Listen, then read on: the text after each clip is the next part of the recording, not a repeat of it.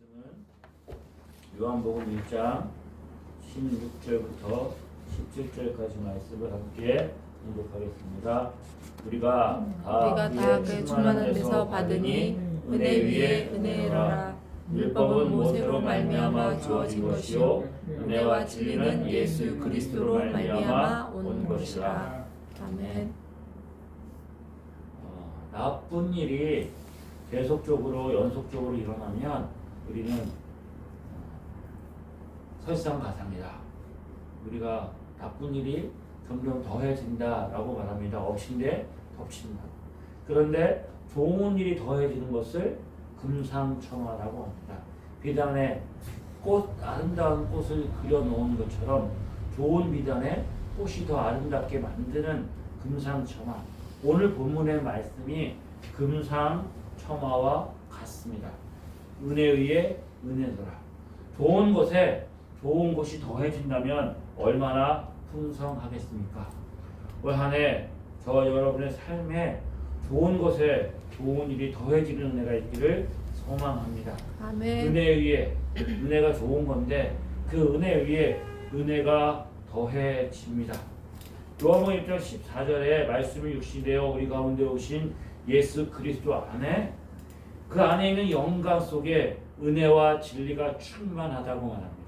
은혜와 진리, 그리스도 예수 안에 있는 은혜와 진리가 충만한 데서 받으니 은혜 위에 은혜로라. 예수 그리스도 믿음으로 영접한 하나님의 자녀들, 믿음으로 예수 그리스도 안에 있는 우리들에게 예수 그리스도의 은혜와 진리가 충만하게 임했는데 그 은혜 위에 은혜가 더해졌습니다. 하나님의 은혜가 그리스도 예수 안에서 충만하고 풍성하게 나타났는데 그 은혜 위에다가 은혜가 더해졌습니다. 그러면 처음 있는 은혜가 뭐고 거기에 더해진 은혜가 뭐일까? 은혜 위에 은혜가 더해졌는데 똑같은 은혜일까? 이것에 대한 많은 해석들이 있을 수가 있습니다. 오늘 본문을 중심으로 우리가 생각해 보려고 할 때 은혜 위에 은혜라고 말하면서 17절에 율법을 이야기합니다. 율법은 모세로 말미암아 주어진 것이고 은혜와 진리는 예수 그리스도로 말미암아 주어진 것이다.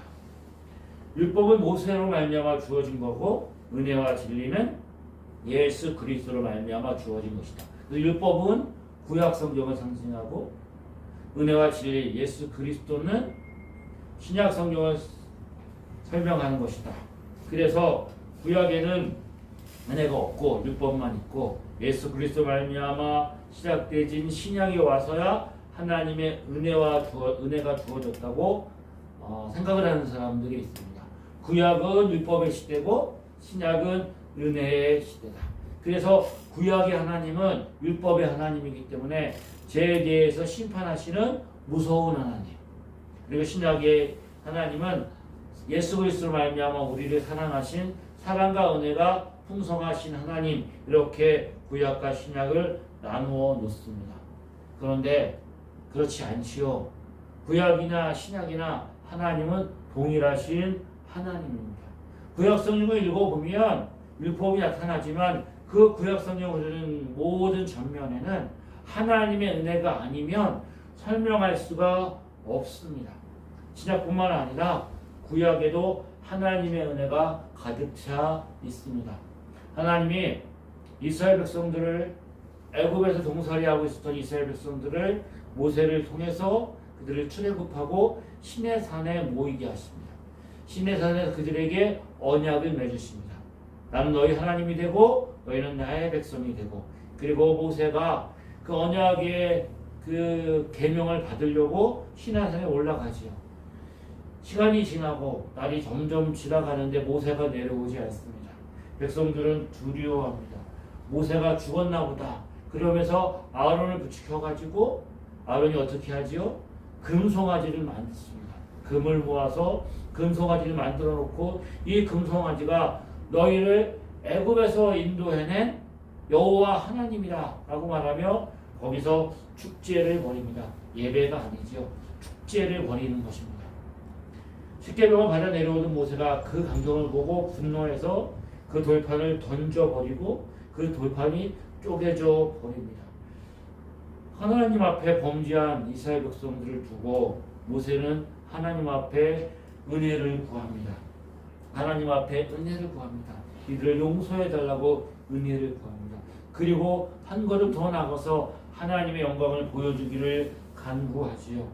하나님께서 모세의 기도를 들으시고 응답하시죠. 하나님의 영광을 보면 살 수 없기 때문에 하나님의 영광이 지나가는데 모세는 반석 틈에 숨어가지고 하나님의 영광에 지나가는 뒷모습만 보게 되지요.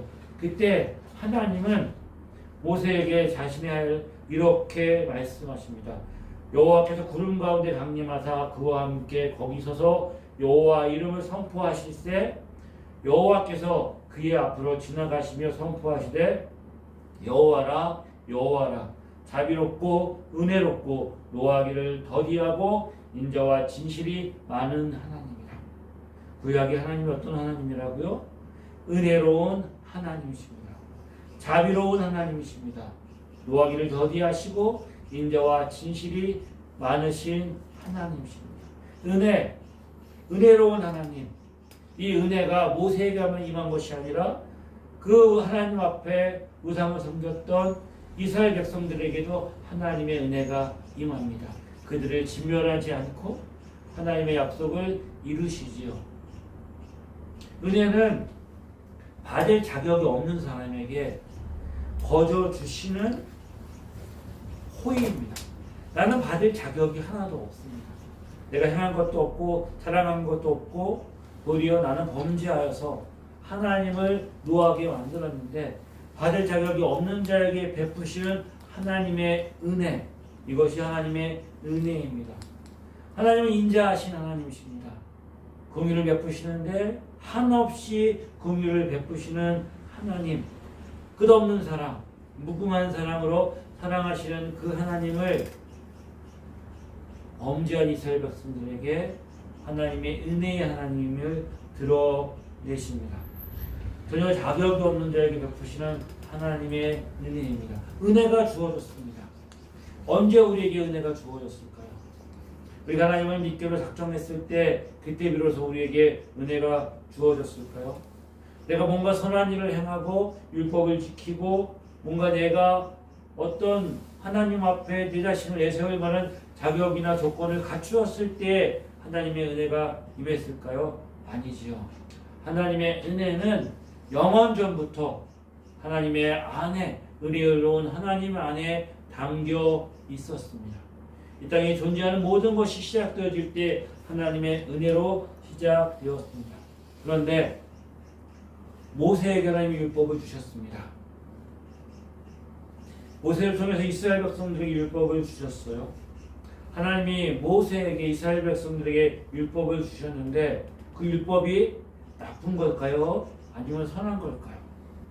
우리 율법 그러면 법이기 때문에 그것이 지키면 내가 보호받고 복을 받지만 지키지 못하면 벌을 받고 하나님 앞에 저주받아야 되기 때문에 율법하면 두려운 것입니다. 율법을 지켜야 되는 것이기 때문에 그렇지 못한 우리에게 하나님께서 모세를 통해서 이스라엘 백성들에게 율법을 주셨는데 그 율법이 그들에게 은혜일까요? 아니면 형벌일까요? 하나님 이스라엘 백성들에게 은혜를 주신 것은, 율법을 주신 것은 형벌이 아니라 은혜입니다. 이 하나님이 우리 모세에게 주신 율법은 십계명으로 우리가 요약되어지는데 십계명은 두 가지로 요약되죠. 하나님을 사랑하고 이웃을 사랑하라는 것입니다. 자, 하나님이 이스라엘 백성들에게 율법을 주셨습니다. 이 율법을 누구에게 줬다고요? 이스라엘 백성들, 하나님의 백성들에게 주셨습니다. 율법을 아무에게나 주지 않으셨습니다. 강한 나라 애굽에게 주지도 않으셨습니다.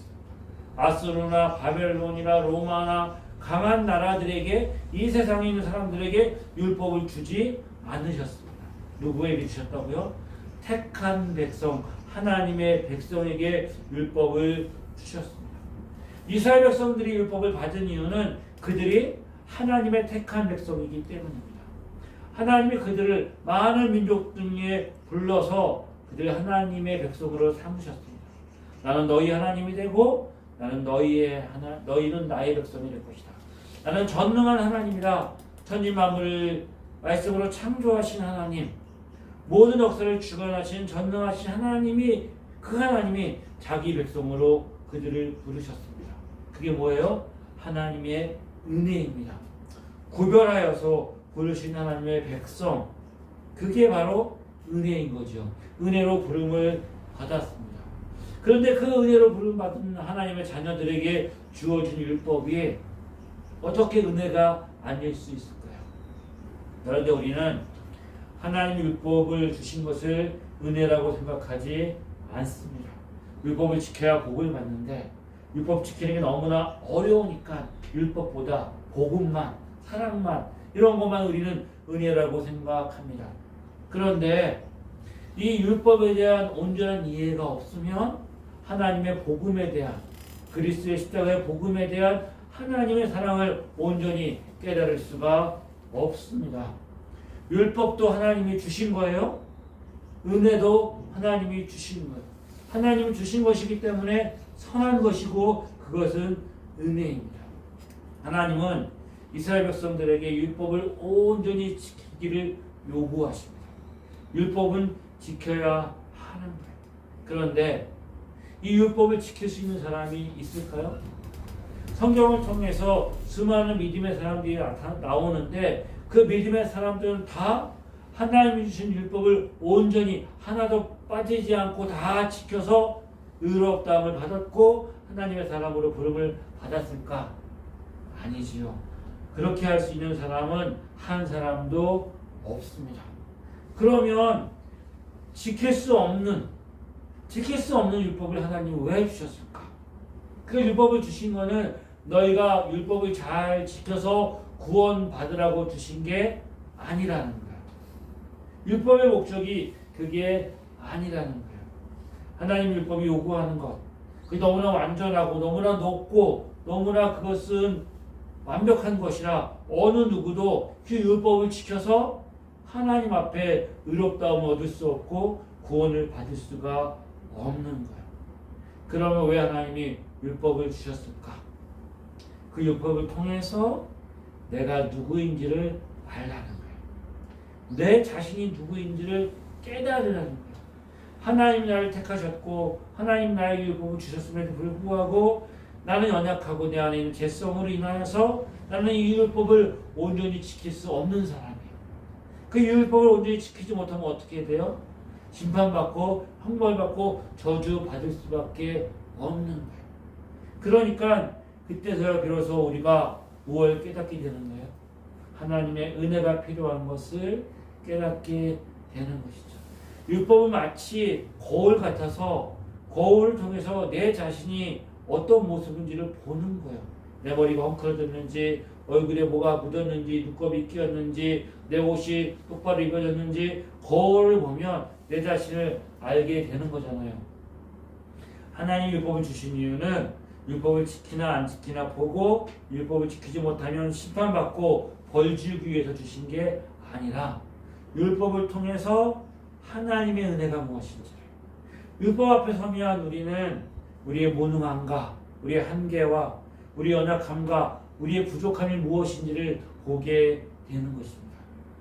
율법 앞에 서서 모든 시대에 내 자신이 누구인지를, 그러니까 우리의 실상이 온전히 다 드러나게 되어져 있는 거예요. 그것을 온전히 깨닫는 게 하나님의 은혜인 거예요. 그래서 율법이 하나님의 은혜인 거예요. 율법이 주어지지 않았으면 우리는 내가 잘난 줄 알고 내 멋대로 내가 법이 되어서 내가 원하는 건 선이고 내가 원하지 않는 것은 악한 거예요. 내게 유리한 것은 법이고 그건 지켜야 되지만 나에게 불리하거나 나를 손해나게 하는 것은 그것은 지키지 않아도 되고 그것은 불법이라고 얘기하는 것이 그 자신의 연약함과 자신의 한계와 자신의 부족함을 온전히 보고 내가 누구인지를 깨닫지 못하는 사람들이 드러나는 보이는 이 세상의 실상인 것이죠. 내 있는 모습이 그대로 드러나게 되어집니다. 그래서 우리는 하나님의 은혜가 얼마나 크고 놀라운지를 알게 되는 거예요. 하나님의 사랑이 무엇인지 율법을 통해서 하나님의 은혜가 필요한 것을 알게 되고 하나님의 필요를 구하게 되고 그래서 은혜 위에 은혜가 부어지게 되는 것이죠. 대초에 하나님 존재를 창조하셨습니다. 하나님이 마지막 날에 하나님의 형상과 모양대로 사람을 만드셨어요. 그리고 그들을 에덴 동산에 두셨어요. 기쁨이라는 즐거움이라는 에덴 동산에 그들을 놓아 두셨어요. 하나님의 흙으로 사람을 지으시고 그 코에 생기를 불어 넣으시지요. 하나님이 그들을 축복하셔서 생육하고 번성하고 땅에 충만하고 다스리라고 말씀하셨습니다. 그들을 축복하셨습니다. 그들이 하나님의 형상과 모양대로 지음받았고 에덴 동산에 살게 되어지고 하나님으로부터 축복받은 복을 받은 이 모든 것들은 하나님의 은혜이잖아요. 하나님의 은혜입니다. 하나님의 은혜라고 생각했습니다. 그런데 동산 중앙에 선악을 알게 하는 나무가 있는 거예요. 그 나무 열매를 먹지 말라고 말씀하셨어요. 그것을 먹는 날에는 너희가 정령 죽으리라. 사단의 게임에 넘어가서 하가 그 열매를 먹고 아담에게 남편에게도 주었지요. 그들이 타락하고 범죄하였습니다. 그래서 사람들이 말합니다. 그래야 하나님이 하나님 형상과 모양대로 사람을 만드시고 그리고 또 에덴 동산에 좋은 환경에 두시고 그래서 그에게 복을 주신 것만 해도 좋아. 거기까지 은혜인 거 동의하겠어요. 그런데 왜 거기에 선악과를 주셨어요? 선악과를 주지 않으셨으면 그들이 그걸 보고 따먹고 범죄하지 않았을 거잖아요. 그런 인생에 이렇게 타락하고 고생하지 않아도 될 거잖아요. 그러면 선악과를 주셨고 선악과를 따먹는 거를 보고 그냥 놔주셨다면 그건 하나님이 잘못한 거 아닙니까? 그 범죄한 것이 하나님의 탓이 아니라고 사람들은 질문을 하지요. 하나님이 그들을 하나님의 형상과 모양대로 지으시고 그들의 동산을 주시고 그 안에 선악을 알게 하는 나무를 주셨어요. 그런데 그것도 뭐라고요? 하나님의 은혜입니다. 결코 선악과는 하나님이 아담과 하와를 꼬여서 그들을 타락하게 만들려고 했던 어떤 덫이나 미끼나 함정이 아닌 거예요. 하나님의 형상과 모양대로 지음받은 그 아담과 하와라는 존재가 어떤 존재로 지음받았는지를 보라는 거예요. 하나님이 누구에게 율법을 주셨다고요? 하나님의 백성들에게 율법을 주셨어요. 그들 하나님의 백성으로 택함을 받았기에 율법이 주어진 거예요. 그 율법을 받을 수 있을 존재로 하나님이 그들을 택하셨고 그들에게 은혜를 부으셨고 그들의 율법을 지키지 못하고 타락하고 범죄하였을 때에도 하나님이 그들을 용서하시고 은혜를 부셔서 하나님의 자녀다운 삶을 살아갈 수 있도록 이끄시고 인도하시는 하나님의 은혜의 계획 안에 있었기에 그들에게 율법을 주신 거예요. 그렇게 대우하신 거예요. 아담과 하와도 하나님 말씀하시면 그 프로그램대로 되어서 모든 것을 지키고 순종할 수밖에 없는 로봇이 아니라 하나님의 말씀을 듣고 깨닫고 알고 순종하며 사랑하는 인격적인 존재로 하나님과 같은 존재로 아담과 하와를 지으시고 만드신 거예요. 하나님이 그렇게 대하신 거예요. 어린아이로 대하지 않으신 거예요. 갓난아이처럼 대하지 않으신 거예요. 장성한 어른처럼 대하시고 그렇게 살라고 요구하시고 말씀하시고 그런 부름 앞에 그렇게 살 수 있는 은혜를 더해 주시는 거예요. 그래서 은혜 위에 은혜인 거예요. 그런 존재를 지으셨고 그런 존재를 부르셨고 그렇게 존재하고 부름받은 게 은혜이며 그렇게 살아갈 수 있도록 힘주시고 능력을 주시며 인도하시는 은혜가 주어지기에 은혜 위에 은혜인 거예요. 선악을 알게 하는 나무가 주어졌고 그것을 따먹지 말라는 명령은 누구에게만 주어졌을까요? 아담과 하와에게만 주어졌어요. 그 에덴 동산에 그 하나님이 주신 세상에는 수많은 피조물들이 있죠. 산의 새와 바다의 물고기와 짐승들이 많이 있었어요. 그 모두들에게는 이 명령이 주어지지 않았어요. 아담과 하와에게만 주어졌어요. 왜요? 그들은 하나님의 형상과 하나님의 모양대로 지어진 다른 피조물과 구별되어지는 존재이기 때문인 것이죠. 아담과 하와가 선악과를 따먹고 범죄합니다. 그들이 부끄러워서 그들의 옷을 나뭇잎의 옷을 만들고 도선나무 사이에 숨습니다. 하나님의 부르심이 있지만 하나님의 나 얼굴을 피하여 하나님의 낯을 피하여 숨어 버립니다. 범죄하여서 수치하고 수치심과 두려움 속에 사로잡혀 있던 인간을 하나님이 찾아가십니다. 내가 어디 있느냐고 부르십니다. 범죄하여서 타락하여서 죄와 사망의 그늘에 숨겨져 있고 숨어 있는 그들을 부르시고 찾아오셔서 하나님의 은혜를 베풀어 주십니다. 더더 받을 수 없는 그 자격이나 조건이 없는 자에게 주어진 것이 하나님의 은혜입니다. 값없이 베푸시는 하나님의 은혜. 그 은혜로 시작되어진 은혜가 더해져서 은혜로 끝납니다. 한 번 주어진 은혜로 끝나는 것이 아니라 그 은혜 위에 은혜가 더해져서 영원한 사랑으로 우리를 붙드시고 인도하십니다. 그 은혜가 우리 가운데 더해진다는 증거가 뭐예요?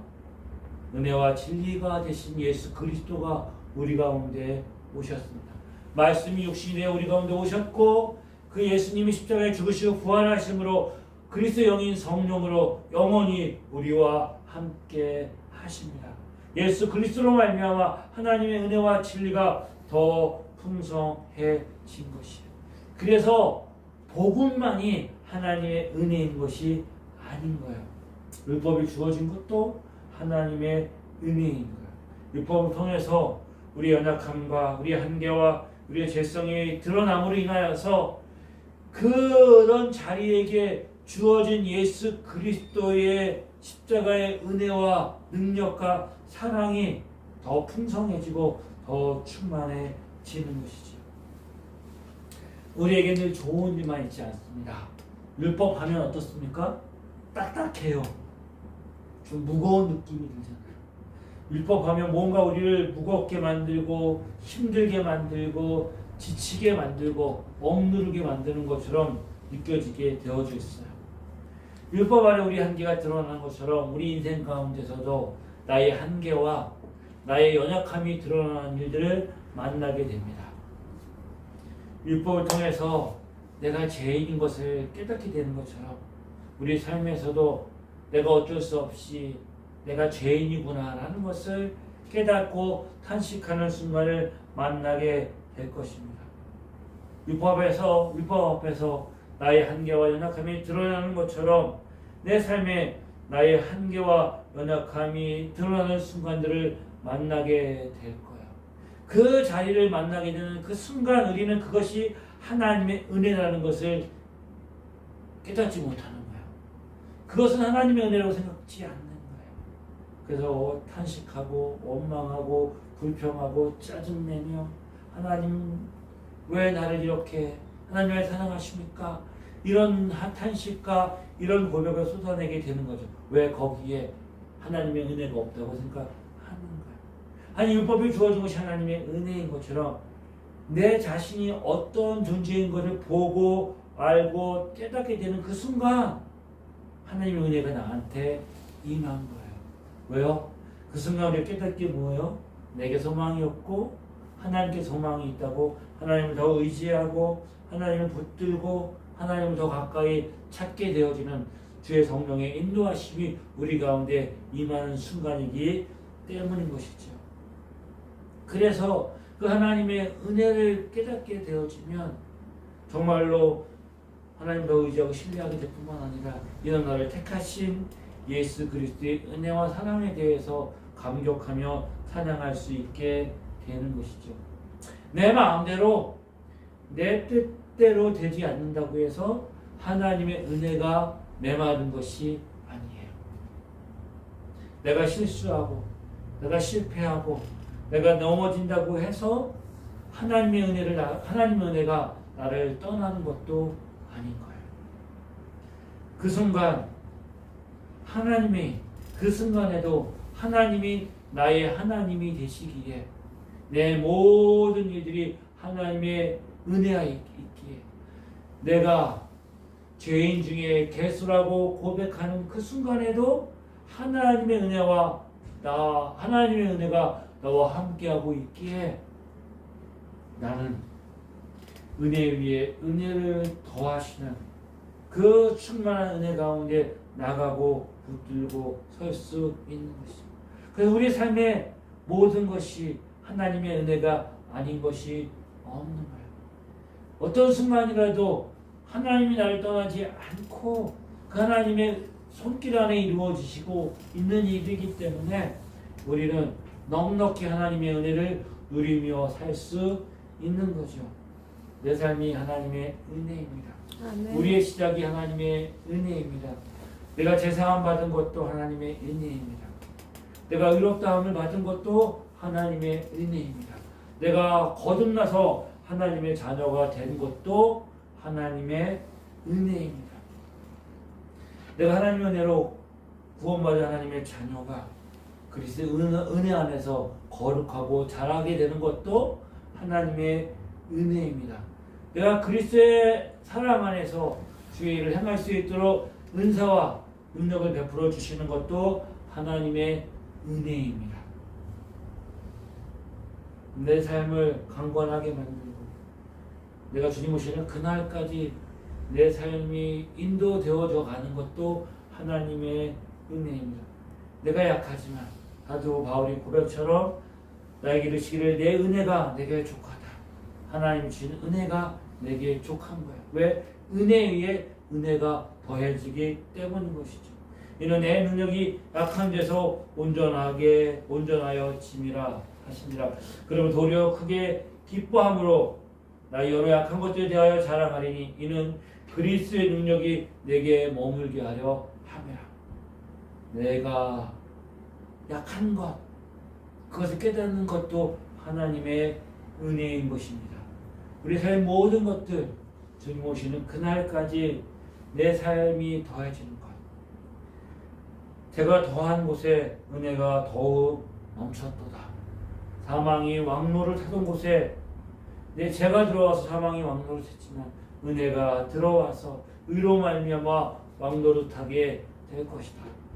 모든 것이 하나님의 은혜인 것을 깨닫고 여러분의 삶이 지금 어떤 자리에 있든지 하나님의 은혜가 그 위에 더해지는 은혜 위에 은혜가 더해지는 은혜의 자리인 것을 깨닫고 우리가 이제 우리의 삶을 날마다 걷어갈 때에 내게 베풀어 주신 은혜가 무엇인지 온전히 깨닫는 은혜가 있고 이미 나에게 주어진 은혜가 어떤 것인지를 깨닫는 은혜가 있고 거기에 더해져서 내 삶을 충만하고 풍성하며 온전케 하시는 하나님의 은혜를 누리고 경험하며 감사하며 찬양하며 기쁨으로 나아가는 복된 삶이 되어주기를 주의 이름으로 축복합니다. 아멘. 기도하시겠습니다. 참되오신 하나님 아버지, 내게 은혜를 베풀어 주셨습니다.